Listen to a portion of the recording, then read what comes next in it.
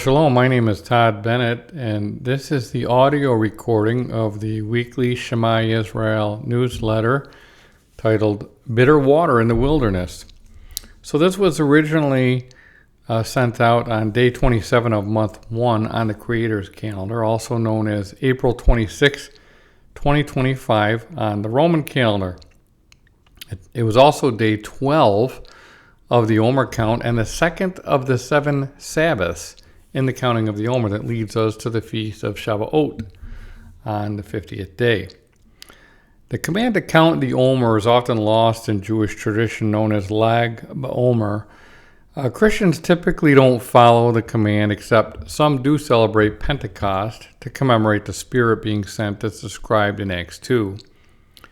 Sadly, they fail to make the important connection with the wedding ceremony that took place between Yahuwah and Yisrael at Sinai on that same day centuries earlier. Most people who are aware of the count to Shavuot don't really know what to do. It tends to end up being something treated as a ritual without much depth or meaning. And as I mentioned in the last newsletter, it's actually a very significant time for those who consider themselves to belong to the bride of Messiah. I pointed out that one of the final teachings of Yeshua involved 10 virgins on their way to a wedding. They all went out to meet the bridegroom, but only 5 of them were wise and made it to the wedding. The other 5 were considered foolish because they were not prepared for the journey. Part of preparing for a wedding is setting a date. Both the bride and the groom need to show up at the same place at the same time in order to complete their vows. They usually have a rehearsal the night before just to make sure that everybody is ready. And this is why we continue to diligently rehearse the appointed times. Now, it's important to consider the lesson of the 5 wise virgins in the context of Yeshua's entire ministry. He didn't just end with the theme of the wedding. He started with that emphasis as well. His first recorded miracle was at a wedding in Cana. The Hebrew word Cana means to acquire, and that's what he came to do, acquire a bride. And guess how many disciples he had with him at the wedding? Well, he had 5 with him. They were Andrew, Simon Peter, Philip, Nathanael, and John. That's clearly not a coincidence and should connect the 2 teachings. He began with his emphasis on a wedding with 5 disciples with him, and he ended with a wedding with 5 wise virgins showing up and getting in. Well, the Omer count spans the period when Israel was on their journey out of Egypt to their arrival at the mountain of Elohim. They were a bride on their way to a wedding, and this process is linked to the redemption and acquisition of the bride. So all those who want to make it to the future marriage supper of the Lamb should be paying close attention, especially during this time of the year. Well, I hope that you all had a wonderful 7-day feast of unleavened bread that was concluded this past week when we remembered the day Israel actually exited from Egypt through the parted waters of the Red Sea. That event was not only a great past miracle, but it also had incredible future prophetic significance. And here's what the scriptures record. It says, "Then it came to pass, when Pharaoh had let the people go, that Elohim did not lead them by the way of the Philistines, although that was near. For Elohim said, lest perhaps the people change their minds when they see war and return to Egypt. So Elohim led the people around by the way of the wilderness of the Red Sea. And the children of Israel went up in orderly ranks out of the land of Egypt." And some could interpret that as in 50s. So they left like an army. "And Moses took the bones of Joseph with him, for he had placed the children of Israel under solemn oath, saying, Elohim will surely visit you, and you shall carry up my bones from here with you. So they took their journey from Sukkot and camped in Etham at the edge of the wilderness. And Yahuwah went before them by day in a pillar of cloud to lead the way, and by night in a pillar of fire to give them light, so as to go by day and night He did not take away the pillar of the cloud by day or the pillar of fire by night from before the people. Now Yahweh spoke to Moshe, saying, Speak to the children of Israel that they turn and camp before Pi-hahiroth, between Migdal and the sea, opposite Baal-Zephon. You shall camp before it by the sea. For Pharaoh will say of the children of Israel, They are bewildered by the land, the wilderness has closed them in. Then I will harden Pharaoh's heart so that he will pursue them, and I will gain honor over Pharaoh and over all his army, that the Egyptians may know that I am Yahweh, and they did so. Now it was told the king of Egypt that the people had fled, and the heart of Pharaoh and his servants was turned against the people. And they said, Why have we done this, that we have let Israel go from serving us? So he made ready his chariot and took his people with him. Also he took 600 choice chariots, and all the chariots of Egypt, with captains over every one of them. And Yahweh hardened the heart of Pharaoh, king of Egypt, and he pursued the children of Israel, and the children of Israel went out with boldness. So the Egyptians pursued them, all the horses and chariots of Pharaoh, his horsemen and his army, and overtook them, camping by the sea beside Pi-hahiroth before Baal-Zephon. And when Pharaoh drew near, the children of Israel lifted up their eyes, and behold, the Egyptians marched after them. So they were very afraid, and the children of Israel cried out to Yahweh. Then they said to Moshe, Because there were no graves in Egypt, have you taken us away to die in the wilderness? Why have you so dealt with us to bring us out of Egypt? Is this not the word that we told you in Egypt, saying, Let us alone, that we may serve the Egyptians? For it would have been better for us to serve the Egyptians than that we should die in the wilderness. And Moshe said to the people, Do not be afraid, stand still and see the salvation of Yahweh, which he will accomplish for you today. For the Egyptians whom you see today, you shall see again no more forever. Yahweh will fight for you, and you shall hold your peace. And Yahweh said to Moshe, Why do you cry to me? Tell the children of Israel to go forward. But lift up your rod and stretch out your hand over the sea and divide it. And the children of Israel shall go on dry ground through the midst of the sea.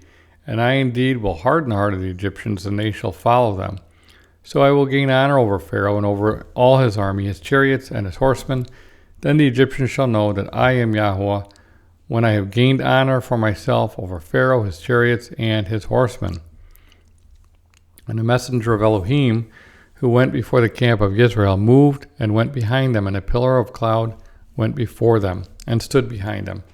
So it came between the camp of the Egyptians and the camp of Israel. Thus it was a cloud and darkness to one. And it came and it gave light by night to the other, so that one did not come near the other all that night. Then Moshe stretched out his hand over the sea, and Yahweh caused the sea to go back by a strong east wind all that night, and made the sea into dry land, and the waters were divided. So the children of Israel went into the midst of the sea on the dry ground, and the waters were a wall to them on their right hand and on their left hand. And the Egyptians pursued and went after them into the midst of the sea, all Pharaoh's horses, his chariots, and his horsemen. Now it came to pass in the morning watch that Yahweh looked down upon the army of the Egyptians through the pillar of fire and cloud, and he troubled the army of the Egyptians, and he took off their chariot wheels, so that they drove them with difficulty. And the Egyptians said, Let us flee from the face of Israel, for Yahweh fights for them against the Egyptians. Then Yahweh said to Moshe, Stretch out your hand over the sea, that the waters may come back upon the Egyptians on their chariots and on their horsemen. And Moshe stretched out his hand over the sea. And when the morning appeared, the sea returned to its full depth, while the Egyptians were fleeing into it. So Yahweh overthrew the Egyptians in the midst of the sea. Then the waters returned and covered the chariots, the horsemen, and all the army of Pharaoh that came into the sea after them. Not so much as one of them remained. But the children of Israel had walked on dry land in the midst of the sea, and the waters were a wall to them on their right hand and on their left. So Yahweh saved Israel that day out of the hand of the Egyptians, and Israel saw the Egyptians dead on the seashore. Thus Israel saw the great work which Yahweh had done in Egypt. So the people feared Yahweh and believed Yahweh and his servant Moses. That's Exodus 13:17 through 14:31. Well, this text is filled with so much information that you could write an entire book dissecting the passage. And if you look closely, you'll see, and you probably heard me include some instances of the Aleph Todd, the that they don't translate into the English text. You would read them in Hebrew, and when you read the Hebrew, you would read it as but when you translate over into English, you never see it. And of course, the Aleph Tav often points us to the Messiah or the work of the Messiah. Well, this event was an example of the salvation, Yeshua, of Yahweh. Those Israelites could truly say that they were saved after passing through the waters, and imagine that. They weren't even Christians. Well, I say that because, Christianity talks a lot about salvation. That's not a subject unique to that religion. In fact, it's found throughout the scriptures, and often it's focused first on our physical existence. It's not a subject exclusively focused on heaven. And I know that I grew up in Christianity, and the thrust of it all was essentially getting saved, knowing you're saved, and getting other people saved. But that was kind of an abstract concept sometimes, because it usually just meant you said a prayer, and now you're guaranteed to go to heaven when you die. Well, that's not necessarily the message that the scriptures provide us with. Well, we can see that the Israelites were saved by the salvation of Yahweh, and we know that the name of Yeshua, the Messiah, means Yahweh saves. And from the text, we can clearly see that Yeshua was involved in their salvation. Yeshua has been involved in the salvation of the people of Yahweh throughout time, and that has never changed. The only thing that has changed or has been confused is the understanding of the identity of his people. The people who were saved from Pharaoh were the ones who followed Moshe, the prophet, and the messenger of Yahweh. They were not a bunch of people who called themselves Jewish and rejected the salvation of Yahweh. They were also not a bunch of people who refused to follow the commandments of Yahweh. And that's what we see with a couple major religions in this world. Those who were saved trusted in the blood of the Lamb and followed the commandments of Yahweh spoken through Moses. They didn't add to or take away from them, and they didn't ignore the commandments. And that's the same formula that's required from us today. They then kept silent, and they let Yahweh save them by a mighty hand and an outstretched arm. Now, I recommend we all remember that if we want to participate in the future Exodus that he's planned for those in covenant with him, we need to remember that. And the problem is that the religions of man have confused people into thinking that the Jews are his people who have already been returned to the land, and the Christians are his people who will be raptured into the heavens. No one seems interested in leaving Babylon these days and going into the wilderness, but that's where Yahweh will be meeting with his people who are truly saved by him. We read in Ezekiel 20:33 through 36, "As I live, says Adonai Yahweh, surely with a mighty hand, with an outstretched arm, and with fury poured out, I will rule over you.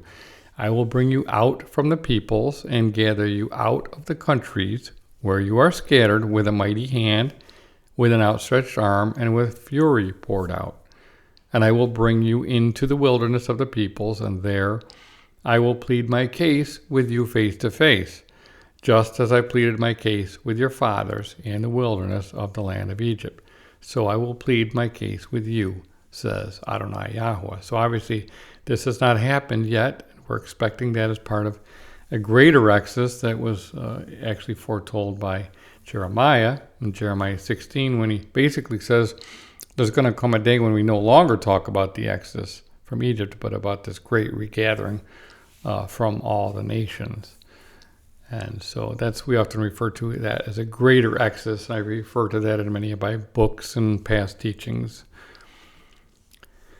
Well, the event described in the text of Exodus, the exodus from Egypt, occurred on day 21 of month 1 when they actually crossed the Red Sea. And that's what we see it on day 21 of month 1 on the Creator's calendar, which was April 21st, 1437 BCE on the Roman calendar, which was not yet invented. But if we calibrate that reckoning back, we end up on what would be determined to be April 21st, 1437. Now, I've inserted a portion of that month from the Torah calendar website so you can visually see the sequence of events. And this is just a clipping. If you go to www.torahcalendar.com, you can basically pick any point in time in history and go see any month, any day, whatever you like. And so this is basically the Passover in Egypt, which was on day 14, and that was April 14th, 1437 BCE. And then we have them leaving Ramses on day 15, which was April 15th, 1437. The Omer count began the next day, which was day 16 of month 1.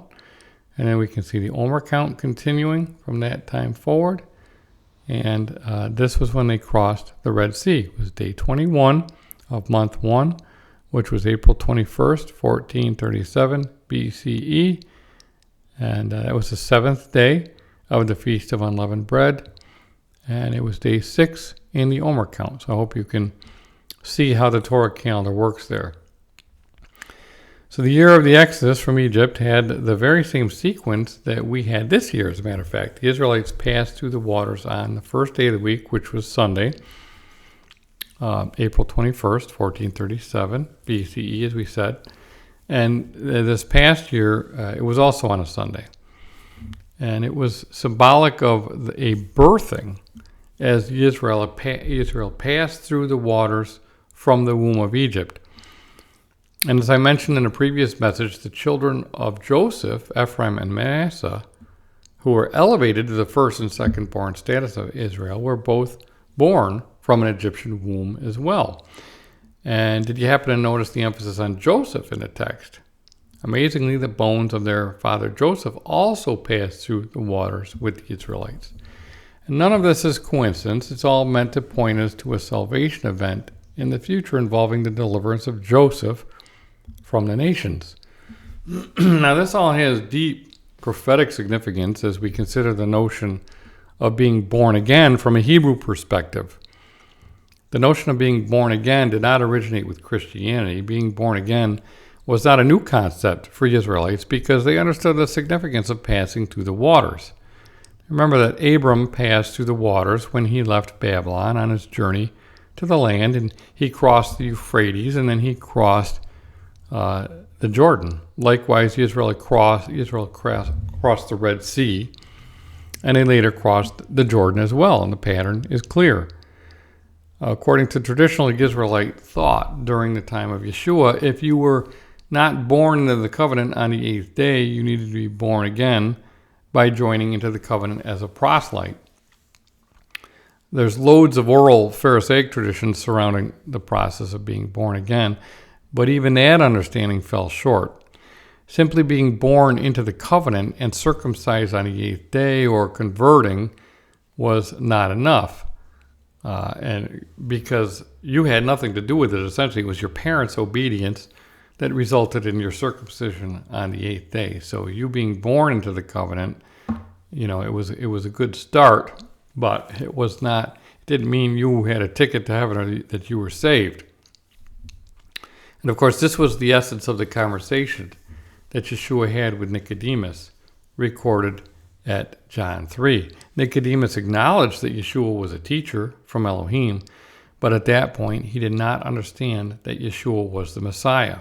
When Yeshua told Nicodemus that everyone needed to be born again, he was baffled. And remember how Yeshua scolded Nicodemus by stating, "Are you the teacher of Israel and do not know these things?" Well, he should have understood this from the patterns in the Torah. The Israelites were circumcised in Egypt, and the firstborn was saved from death by the blood of the lamb. And again, his salvation didn't have anything to do with anything he did, except for the fact that he trusted in the blood. And all the Israelites were literally saved from Pharaoh and his army when they were birthed on the last day of the Feast of Unleavened Bread. The problem is, these events were all free gifts. They represented the grace of Elohim. He saved them by the blood. He saved them from Pharaoh, delivered them from Pharaoh and his armies, brought them into the wilderness. But the wilderness was the problem, because they did not continue to trust Yah, and that generation did not make it into the promised land. So the whole Christian idea of just saying a prayer and you're saved is woefully deficient when we look at the patterns provided in the scriptures. Well, the first full day of freedom for the Israelites outside of Egypt was day 22 of month 1. It was the 8th day of their journey of deliverance, following the first high Sabbath of the Feast of Unleavened Bread, and it was day 7 on the Omer. Therefore, it was the first week in the count that leads to the Feast of Weeks, Shavuot. So therefore, and you might want to look back at the calendar so you can kind of catch all those connections by actually visually looking at it. So the first full day of freedom is focused on 7 and 8, and that is purposeful. And the reason is because the appointed times of month 1 are paralleled by the appointed times of month 7 that conclude with the appointed time known as the 8th day. So all these 7s lead to 8, which is essentially means new beginnings. Well, remember that their journey out of Egypt began after they left Ramses and went to Sukkot. And it was at Sukkot that they started eating their unleavened bread on their journey, and where the firstborn were set apart. And we read about that in Exodus 12:37 through 13:20. You should remember this connection during your next observance of Sukkot in month 7. Indeed, the Feast of Sukkot begins on day 15 of month 7, while the Feast of Unleavened Bread begins on day 15 of month 1.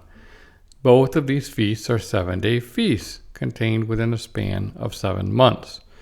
The Feast of Sukkot ends on day 21 of month 7, while the Feast of Unleavened Bread ends on day 21 of month 1.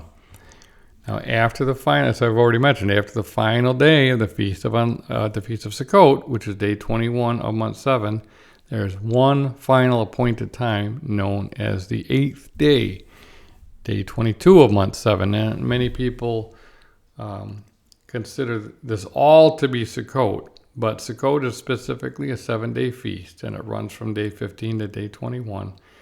And the 8th day is a high day, and it's separate. It's known also as Shemini Atzeret. It's connected to Sukkot, but it's also unique and has specific meaning. That's the day when people can come out of their temporary dwellings, their sukkahs, and it points to a time when we are returned or restored to a permanent dwelling. And of course, this all leads to a restoration of mankind.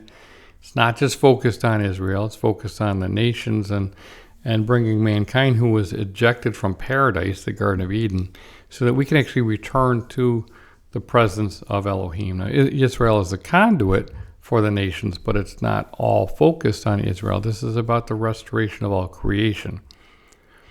It's a powerful message when we see it paralleled against the Exodus. In fact, the point of dwelling in sukkahs during Sukkot is to remember when Israelites dwelled in tents after the Exodus. And we read that in Leviticus 23:39-43. It says, "On the 15th day of the 7th month, when you've gathered in the produce of the land, you shall celebrate the feast of Yahweh 7 days." Again, you see, Sukkot is a 7-day feast.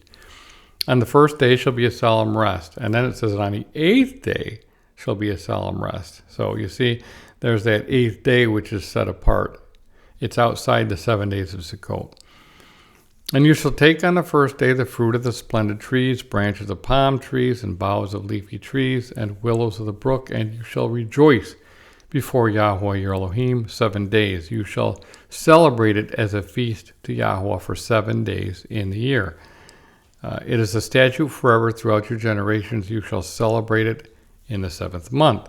You shall dwell in sukkahs for 7 days. So you see all this emphasis on 7 days. All native Israelites shall dwell in sukkahs, that your generations may know that I made the people of Israel dwell in sukkahs when I brought them out of the land of Egypt. I am Yahweh your Elohim. And of course, the Jews have all sorts of traditions and rules and regulations by, what is a sukkah? Well, a sukkah is just a temporary dwelling. It could be a tent, it could be a shack, it could be, anything. But the point is, it's temporary. It's not a permanent dwelling that you've laid a foundation for and you've built to withstand storms and weather and all that stuff. It's a temporary place. It's not your permanent home, and that's the point of the rehearsal. If you examine the text of Leviticus closely, you'll see that it actually provided the commandment concerning Sukkot twice. We first read about it at Leviticus 23:33 through 36, and then again at Leviticus 23:39 through 42 that we just read. Yahuwah was not stuttering. Rather, he was pointing to an important rehearsal when the Israelites would literally go camping every year so they would retain the necessary skills for a future exodus, a second and greater exodus from the nations. And then that's basically what it's, we're remembering how we camped because this is something that's going to happen again in the future. Well, currently we celebrate the appointed times which serve as a memorial and keep us anchored to the deliverance from Egypt and the journey to the Promised Land. Again, these rehearsals aren't just about the past, they point us to the future as well. And it's important to understand that Israel crossed the waters of the Jordan 40 years after the Exodus on day 10 of month 1, which was Lamb Selection Day. They were led by Yeshua, who we call Joshua, the patriarch Joshua, who was started as a servant of Moses. And of course, he bore the same name as the Messiah. It was Joshua who later circumcised the Israelites who came out of the wilderness. The patterns are all there for us to see their fulfillment by Yeshua, the Messiah. Well, we previously examined how John the Immerser was a priest, and he declared that Messiah Yeshua was the Lamb of Elohim, and that was all a pattern for the future return orchestrated by the Messiah. And remember that Joseph was elevated to the firstborn status, and that was the significance of the famous coat of many colors given to him by Israel, his father Israel. It was a royal robe. And we read that in Genesis 37:3. Now Israel loved Joseph more than all his children because he was the son of his old age. Also, he made him a tunic of many colors. Now remember also that the blood of the lamb saved the firstborn in the house, and Yeshua, the Lamb of Elohim, specifically stated that he came for the lost sheep of the house of Israel. Joseph, who was elevated to firstborn. We know that the house of Israel was represented by Joseph, so the firstborn Lamb of Elohim came for the firstborn sheep of Israel. Again, his first recorded miracle was a wedding at Cana, because he came to acquire a bride on the 3rd day. All these messages are embedded in the text for us to get the patterns and understand the prophetic significance. As we count the 50 omers on the way to Shavuot, we must be cognizant that not everyone who desires to attend the wedding will make it. Only those who are wise. Again, consider the 10 virgins consisting of 5 wise and 5 foolish. Did you know that 10 omers equals 1 ephah? We're told this immediately after learning of the connection between the manna and the Sabbath after the Exodus. So as we're counting days, weeks, and Sabbaths, it all leads to 50. This journey, involving a 50-day count in time, also involves substance. The span of weeks, which is Shavuot, is focused on the first fruits of the harvest from the barley to the wheat. Those who complete the journey of the count end up counting 50 omers. Since 10 omers equals 1 ephah, then 50 omers amounts to 5 ephahs. Those 5 ephahs represent the 5 wise virgins who actually complete the journey and make it to the wedding on time. And I hope you can better see the significance of this time we're in now with all these connections. It's not simply some mundane count. It's the time when the bride must be preparing. We need to stay awake, stay alert, and remain focused. This is not a time to fall asleep, because all these patterns point us to a greater exodus when Yeshua will gather us out of Babylon and bring us back into the promised land. Our rehearsals are meant to prepare us for that day, spoken of by Jeremiah that I mentioned previously. He says, "Therefore, behold, the days are coming, declares Yahuwah, when it shall no longer be said, as Yahuwah lives, who brought up the people of Israel out of the land of Egypt, but as Yahuwah lives, who brought up the people of Israel out of the north country and out of all the countries where he had driven them. For I will bring them back to their own land that I give to their fathers. Behold, I am sending for many fishers, declares Yahuwah, and they shall catch them. And afterward I will send for many hunters, and they will hunt them from every mountain and every hill and out of the clefts of the rocks. For my eyes are on all their ways. They are not hidden from me, nor is their iniquity concealed from my eyes. But first I will doubly repay their iniquity and their sin, because they have polluted my land with the carcasses of their detestable idols and have filled my inheritance with their abominations." So we see Yeshua calling for the fishermen, and of course he was showing and revealing that he came to begin the fulfillment of this prophecy in Jeremiah. But as I say every year at Passover, we're still talking about the Passover from Egypt. So this has obviously not been fulfilled yet, because he says they will no longer be talking about the Exodus from Egypt. So we haven't seen a fulfillment of this prophecy yet. But it started with Yeshua, and the hunters will complete the regathering. So we're rehearsing with an eye towards seeing a future fulfillment of this promise, and therefore we rehearse with purpose. Well, it must have been an awesome thing to pass through the parted waters and then see them swallow Pharaoh and his army. The Israelites eventually had to turn their backs on Egypt and continue to follow the pillar and the cloud. It was a new beginning that involved a journey into the wilderness. And remember how the new journey paralleled the 8th day of month 7? Well, the number 8 is the chet in ancient Hebrew, which represents a fence, and there was a separation, and hence a new beginning that represented a new birth. And we saw actually how the text was very clear that the waters created a wall for the Israelites as they passed through those waters. They were walled in on each side, and then they passed through, and then they ended up into the wilderness. And we'll see that wall again as they get into the wilderness.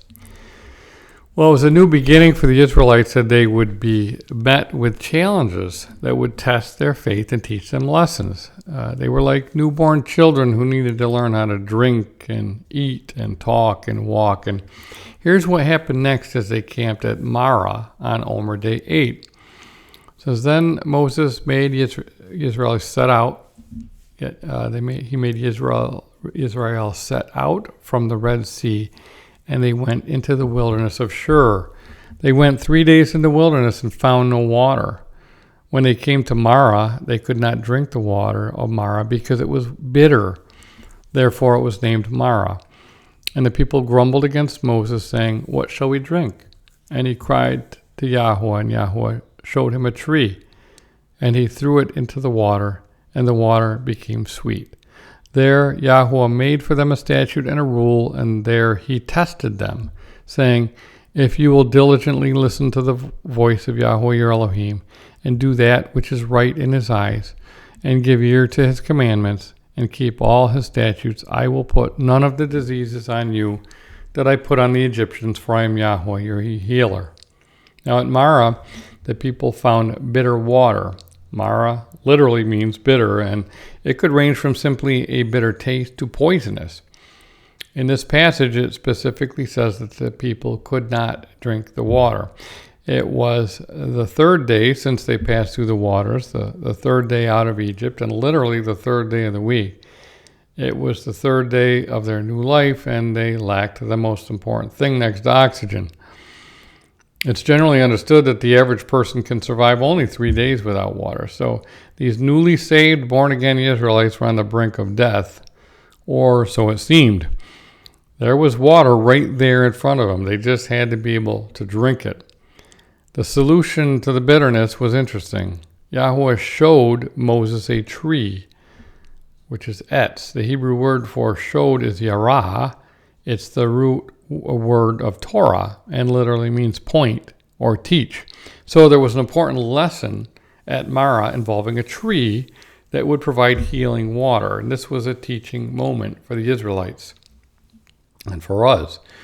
The Hebrew word etz typically means tree, as in the tree, the etz of life. So did Moses uproot an entire tree and throw it in the water? Actually, the word etz can refer to any wooden object like a branch or a stick. And the important thing is that the tree made the bitter water sweet.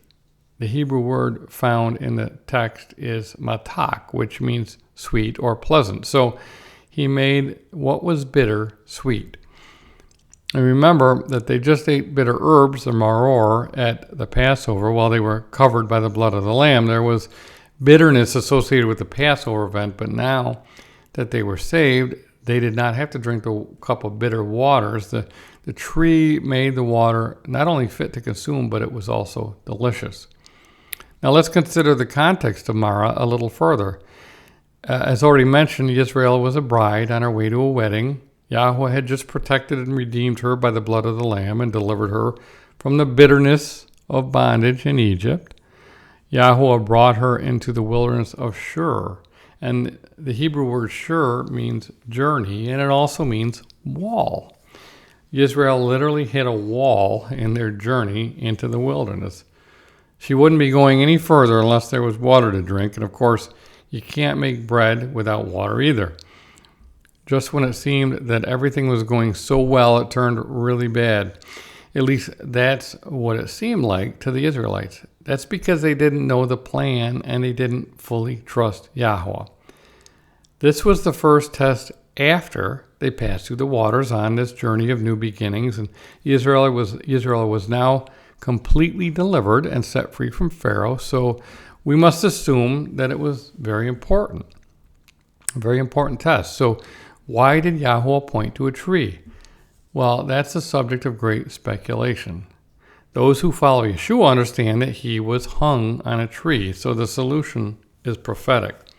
According to Acts 5, the Elohim of our fathers raised up Yeshua, whom you murdered by hanging on a tree. And Acts 10:39 says, and we are witnesses of all things which he did, both in the land of the Yahudim and in Jerusalem, whom they killed by hanging on a tree. The fact that Yeshua was hung on a tree was a sign that was supposed to bring us back to this very important teaching. He was also referred to as the branch, the Samak, in Isaiah 4:2, Zechariah 3:8, and Zechariah 6:12.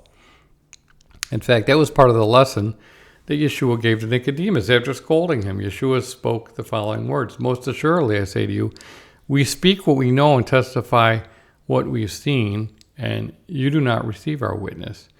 If I have told you earthly things and you do not believe, how will you believe if I tell you heavenly things? No one has ascended to heaven, but he who came down from heaven, that is, the Son of Man who is in heaven. And as Moses lifted up the serpent in the wilderness, even so the Son of Man, even so must the Son of Man be lifted up, that whoever believes in him should not perish, but have eternal life. For Elohim so loved the world that he gave his only begotten Son, that whoever believes in him should not perish, but have everlasting life. For Elohim did not send his Son into the world to condemn the world, but that the world through him might be saved. And of course, he's referring to the time when Moses put the bronze serpent on the pole. And again, the Son of Man must be lifted up on that etz, that branch, that pole, that tree. Well, we now understand that this lesson at Marah was all about Yeshua and his bride, us, the solution provided on a tree through the branch. Well, later Israel would learn the reason for the test of the bitter waters. It was actually the test of an adulterous wife. When a man experiences a spirit of jealousy, he becomes jealous of his wife who has defiled herself. The Torah provides an incredible ritual for a jealous husband and his suspected adulterous wife. The woman who's suspected of committing adultery must drink the Marah waters that brings a curse. And we read about that in Numbers 5, 11 through 31. Interestingly, the Hebrew word for jealous is kana. The root can also mean acquire. Again, remember where the first recorded miracle of Yeshua occurred. Is it a coincidence? Well, of course not. Nothing is a coincidence in the scriptures. Yeshua was at a wedding feast with 5 disciples, revealing that he was there to acquire a bride through his blood. Remember that a typical ancient Hebrew wedding lasted for a week, 7 days.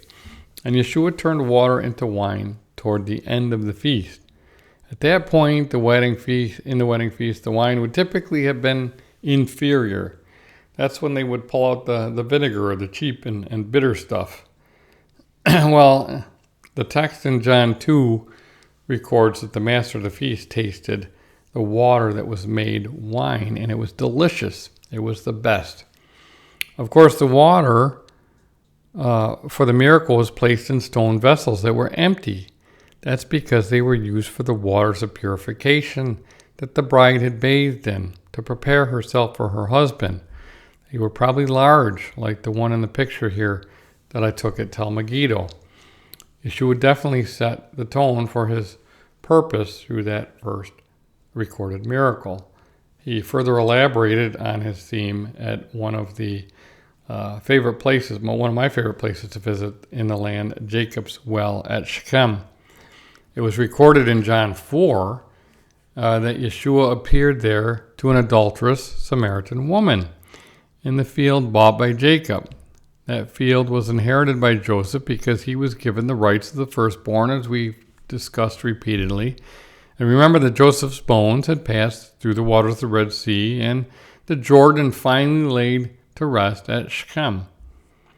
And there's an ancient picture of the tomb. It's still the same today, but it's covered with a more modern structure. I visited there on different occasions. So Yeshua was on land that belonged to the descendants of Joseph, asking an adulterous Samaritan woman to draw water from a well that belonged to the descendants of Joseph right near the tomb containing Joseph's bones. Now, it's critical to understand the context of just about everything Yeshua did, because oftentimes that's where the important message is found. And I showed a map here which shows Mount Gerizim and Mount Ebal. And actually there's some theories that, because you see Tel Balata is right down here, some people have a theory that Mount Gerizim is not the original Mount Blessing, but it's over here at Mount Kabir, and that the Mount of Blessing was Mount Kabir. The Mount of Curses was Mount Ebal for sure, because they found Joshua's altar, the remnants of Joshua's altar there. But and that's an incredible site to go to actually see the altar that Joshua built when they had the ceremony of the blessings and the curses here. But that's neither here nor there. We know where Mount Ebal was for sure. And Mount Gerizim is where the Samaritans built their temple, which you can even visit today. But more particular to what I'm talking about here is Jacob's Well, and there's a huge Greek Orthodox church built over, but you can still go visit this well, and it's very close to the tomb, Joseph's tomb. So this is what have all been, and there's Tel Balata, which is ancient Shechem. So here where I'm pointing is basically the field that Jacob bought, and where you can see that the remnants of his or Joseph's inheritance, really, because Joseph would have inherited it. So Joseph's tomb, that's why his tomb is there, and the well would have belonged to Joseph and his descendants. So the location is highly significant when you consider what Yeshua is trying to teach. During that event at the well, Yeshua told the Samaritan woman, if you knew the gift of Elohim and who it is who says to you, give me a drink, you would have asked him and he would have given you living water. Well, the prophetic message being projected by that event is powerful, yet typically missed or ignored by most people because they don't understand the context and the setting. Yeshua later identified himself with water in Jerusalem on Hoshana Rabbah. He stated, if anyone thirsts, let him come to me and drink. He who believes in me, as the scripture has said, out of his heart will flow rivers of living water. Now, Hoshana Rabbah is the last day of Sukkot, which is day 21 of month 7. And remember, that event paralleled the crossing of the Red Sea on day 21 of month 1. Instead of waters that judged Pharaoh, we can drink waters that provide life. And again, this is the fulfillment that we see through the appointed times. Ultimately, the waters at Marah were focused on healing. So this test was all about the Messiah healing and restoring an adulterous bride, making her pure and undefiled so she can attend the wedding. And we know that the bride, Israel, still had Egypt in her heart when she passed through the waters of the Red Sea. She showed herself to be an adulterous bride later at Sinai in the midst of the wedding ceremony. She worshipped the gods of Egypt while Moses was on the mountain receiving the tablets of the covenant, which were the ketubah, the marriage contract. Since Israel broke the covenant, Moses broke the tablets. Israel was actually made to drink the bitter waters containing the ground-up idol of gold. The bride failed to learn the lesson of Marah, and she did not diligently heed the voice of Yahweh spoken from the mountain. Well, thankfully, Yahweh sent his son to fulfill the covenant by accepting the punishment that the bride deserves. Now all those joined with Israel through the renewed covenant do not need to drink the bitter waters and suffer the consequences of an adulterous wife. Instead, we are directed to the tree where Yeshua was crucified and took the penalty upon himself. And it's critical to understand that he specifically drank the bitter waters, the vinegar, and accepted the associated curse prior to his death. This is an often overlooked event in the scriptures with earth-shattering ramifications, and we read it. Again, this is in John as well, John 19, 28 through 30. After this, Yeshua, knowing that all things were now accomplished, that the scripture might be fulfilled, said, I thirst. Now a vessel full of sour wine, vinegar, was sitting there, and they filled a sponge with sour wine, put it on hyssop, and put it to his mouth. So when Yeshua had received the sour wine, he said, it is finished, and bowed his head and gave up his spirit. He knew that he had to perform that final act before dying. He had to do it in order for Scripture to be fulfilled. He needed to do this for his bride, gathered from the lost sheep, the house of Israel. Now recall that the blood that had just been placed on doorways the prior evening at Passover was applied using hyssop. Now hyssop was being used to give Yeshua the bitter drink of sour wine, sometimes translated as vinegar. Because of this final act, Yeshua, the bride is no longer subject to the curse. She can receive healing and cleansing. And that's why we read in Revelation, and the Spirit and the bride say, come. And let him who hears say, come. And let him who thirsts come. Whoever desires, let him take the water of life freely. So the lesson to remember as we journey through the Omer Count to the mountain is that we deserve the bitter waters and the penalty of an adulterous bride. Thankfully, Yeshua took the curse upon himself, and now we can look to the Messiah to quench our thirst. He made the bitter waters sweet, and we drink freely the water of life. Now consider what happened after the lesson at Marah. Yahweh made a statute and an ordinance for them. Mind you, this is before he gave the Torah at Sinai. Here's what he provided. If you diligently heed the voice of Yahweh, your Elohim, and do what is right in his eyes, give ear to his commandments, and keep all his statutes, I will put none of the diseases on you which I have brought on the Egyptians, for I am Yahweh who heals you. So Yahweh was laying it out right from the start of their new beginning. Diligent obedience was what he expects from his bride. If we fail to heed his voice, we will end up drinking the bitter waters. After setting down a mandate of diligent obedience, he then brought them to a special place named Elim.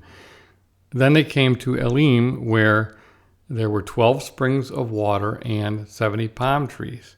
So they camped there by the waters.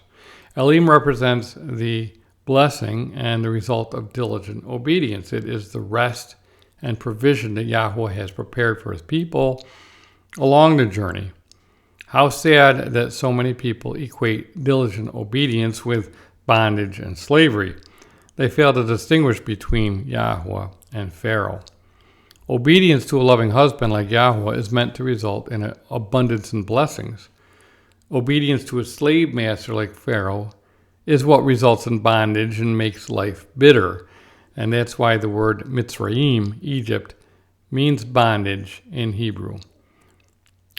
When we simply trust Yahweh, we don't have to fear and we don't complain or grumble either. He has no desire to enslave us. He has a plan for his people that is meant for good, but they cannot always see it. What the Israelites failed to recognize was that they were undergoing a 3-day fast, and those bitter waters likely were filled with magnesium and calcium that would have certainly have certain cleansing and healing properties to rid them of all the parasites of Egypt. They never had to fear, just trust. Yahweh had a treatment plan for them, and Elim was just beyond those bitter waters. Elim literally means big trees. There were 12 springs of water and 70 palm trees, tamarim. These were date palms, and their fruit is sweet. In fact, they're one of the 7 species and the honey of the Promised Land. The spring waters were surely cool and delicious. So Elim was a wonderful and refreshing oasis for the Israelites. It was always in the plan of Yahweh to bring them there. But they needed to learn the lesson at Marah first. Now, if you've read my messages and books, you should be aware of the fact that 12 and 70 are highly significant numbers in the covenant plan of Elohim. These numbers provide the framework for the restoration of the nations, represented by 70, that will flow through Israel, represented by 12. Yeshua made that perfectly clear when he first sent out the 12, followed by the 70, and we read about that in Luke 9 through 10. Now recall that at Elim, the Israelites were still carrying the bones of Joseph with them. That would have been a constant reminder that this journey had much to do with the covenant fulfillment through Joseph. This stop was a reminder that the journey was about the nations. Of course, all of this should have made them remember the promise to Joseph as they experienced an oasis on the way out of the wilderness of Shur. And again, Shur means wall. Joseph is a fruitful bough by a spring. His branches run over the wall. Shur. Now, it's all there if we just can see it, and sometimes we miss it by not seeing it in the Hebrew. Well, look at the various pieces of wood in this passage. The Hebrew word for bough is ben, which literally means son, and the Hebrew word for branches, the root word for branches is bat, and it literally means daughters. And so we're literally looking at a family tree through Joseph that is nourished by spring waters. At Elim, we learn that the only way to the spring waters is past the wall, the test of the bitter waters. These are the incredible prophetic implications concerning the Messiah, ben Joseph. So what a beautiful picture that Yahweh provided 3 days after their entrance into the wilderness. Of course, Israel would later learn the deeper significance of 3 days. It would be a sign of the Messiah. Yeshua specifically stated, for as Jonah was 3 days and 3 nights in the belly of the great fish, so will the Son of Man be 3 days and 3 nights in the heart of the earth. It's no coincidence that Jonah was in the water for 3 days and 3 nights. Yeshua would be cut off from the living in the midst of a week, which was on a Wednesday, after being hung on a tree. He was in the tomb for 3 days and 3 nights and then resurrected on the first of the Sabbaths in the Omer count. This message is being sent out on day 12 in the Omer count on the second of the weekly Sabbaths in the count.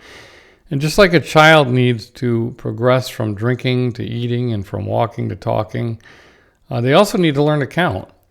And I hope that you can see that this exercise of counting has deep significance for those who follow Yeshua. What at first seems like a banal task of counting turns out to be filled with lessons for our future. We're on a journey to a place where the wedding occurs, but Yahuwah is looking for a faithful bride. In the last message, we talked about how the Omer count encompasses the grain harvest of the barley and the wheat, and it's a shadow of the harvest of the Messiah that we read about in the text of Revelation at 14 through 16. The harvesting of grain involves cutting, gathering, transporting, threshing, winnowing, collecting, and storing grain, and then burning the chaff. It's a very intensive time of hard work that's a direct result of man's sin in the garden. Well, Yahuwah provided fruit trees, etz, in the garden. Man must now toil for bread because of his disobedience. We read in Genesis 3:17 through 19, Then to Adam he said, Because you have heeded the voice of your wife and have eaten from the etz, of which I commanded you, saying, You shall not eat of it, cursed is the ground for your sake. In toil you shall eat of it all the days of your life, both thorns and thistles it shall bring forth for you, and you shall eat the herb of the field, and the sweat of your face you shall eat bread till you return to the ground, for out of it you were taken, for dust you are, and dust you shall return. The lesson of Marah was the same lesson that man needed to learn in the garden. Yahuwah points us to a specific tree that provides sustenance and healing if we diligently obey his voice. So this period of time during the counting of the Omer should still be an intensive time for those who are the wheat of Messiah and the first fruits of his harvest. It's a time of the grain harvest when people would be focused on their daily bread for the upcoming year. And in a future message, I hope to look at how bread also became a test. Until then, may we all examine our condition as a bride headed to a wedding. Are we a wise, faithful, and pure bride prepared to meet her husband? Or are we still carrying the gods of Egypt and Babylon in our hearts? Do we need a fast and a cleansing before we get to the mountain? Consider the bitterness that we deserve. In fact, the world is literally going to get a taste of bitter waters called wormwood when Yahuwah plagues the nations. In Revelation 8:10-11, it says, Then the third messenger sounded, and a great star fell from heaven, burning like a torch, and it fell on a third of the waters and on the springs of water. The name of the star is wormwood. A third of the waters became wormwood, and many died. Many men died from the water because it was made bitter. Those who drink of those bitter waters will die. And the Proverbs liken an immoral or strange woman to wormwood in Proverbs 5.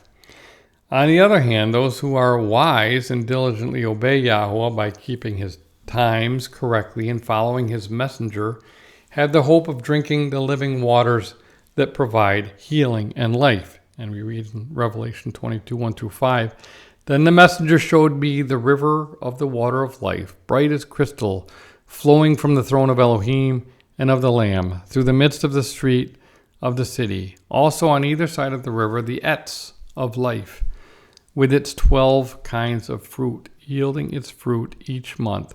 The leaves of the tree are for the healing of the nations. So there again we see the progression of 12 to the nations, 12 to 70.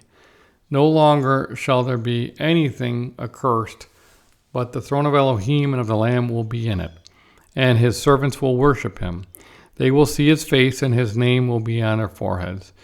And night will be no more. They will need no light of lamp or sun, for Yahuwah Elohim will be their light, and they will reign forever and ever. This is the fulfillment of the pattern and ordinance provided through Moses at Marah. When the wise finish their journey, they won't need their lamps to guide them through this world of darkness. Their journey will finally be over as they dwell in the presence of the light of the world, Yeshua the Messiah. After the 7-day wedding ceremony, they can leave their temporary dwellings, their sukkahs, and move into a permanent home where Yahweh provides them with light as well as a tree, an etz, for the healing of the nations through the salvation of Joseph. But they need to complete the count and finish the journey to the mountain. So keep counting and remember the lesson of the bitter waters in the wilderness. This is Todd Bennett from Shema Israel, Barakot, and Shalom. And I'll point out that if this message was forwarded to you,